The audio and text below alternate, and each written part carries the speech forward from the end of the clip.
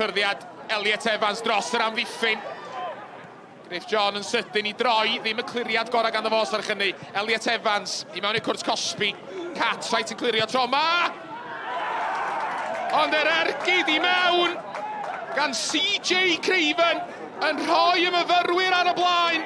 Cwta 5 munud sydd wedi mynd ar yr ofal. A CJ Craven gafodd ei anfon o'r maes y tro dwytha iddo fo chwarae ar yr ofal. A mae o'n dipyn hapusach ar ôl 5 munud y pnawn yma. Tom Price i lawr yr allt.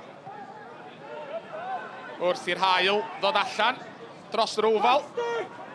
Sowdi yn croesi'r bel nôl i mewn! A Sam Jones oedd yno i ddwblu mantais y myfyrwyr.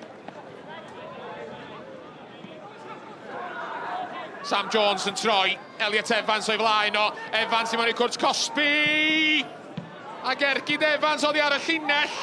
A mi oedd ergyd Elliot Evans wedi curo Harry Thomas. Emlyn Lewis yn llithro i mewn ac yn amseru dacl yn berffaith. A mae'r Met yn torri rwan efo Emlyn Lewis.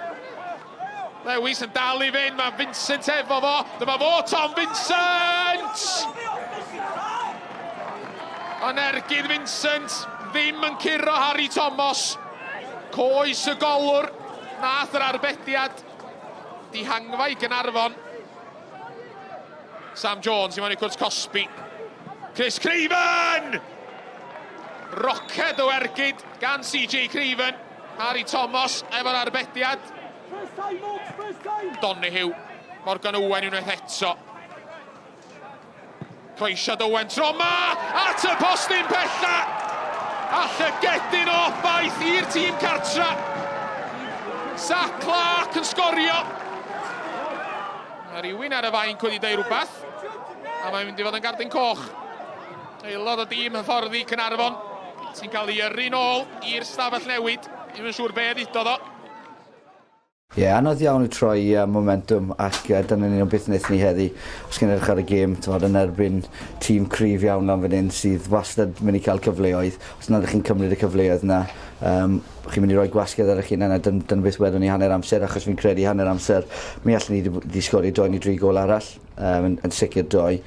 Ac ail hanner mae sawl cyfle dyn ni ac y tîm y gorau, TNS a tîm y fel yna, maen nhw'n sgori 5 neu 6 a mae rwydd iddyn nhw wedyn ni.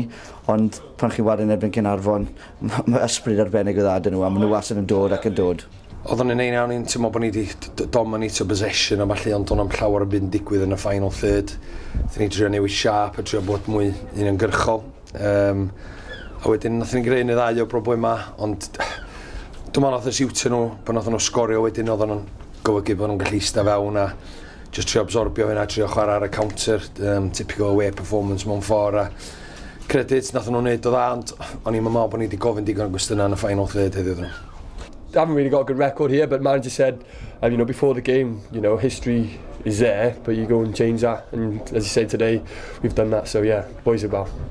Oddi ar y cae, chi di'r clwb diweddara i gael eich gyhyddo o ddefnyddio chwaraewr anghymwys yn y gyngrair tymor yma. Cyddiad yna wedi cael ei gyhoeddi ddoe. Be fyddi ddeithio ni am hynny? Wel, mae'n rwystredig pan ni'n gwneud popeth ni'n gallu ffindio'r gwybodaeth cyn wneud penderfyniad a pan ni'n cysylltu gyda pobl sy'n gweithio i'r FAW ac ni'n gwirio pethau a ni ddim cael y cefnogaeth dylsyn ni wedi cael. So hynny sydd yn rwystredig. Ni'n gorfod derbyn, falle ni wedi bod yn edrych ar reolau bach yn wrong a reina sydd wedi cael ei roi i ni gan pobl, ond newn ni be ni gallu ac dwi ddim yn ei diffinio ein tymor ni. Beth sydd yn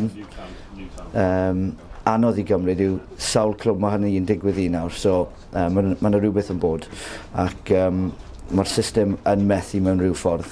Obviously next week TNS, we know we've had some big defeats against them, but we beat them as well in the past, so it's all to play for next week and look forward to it.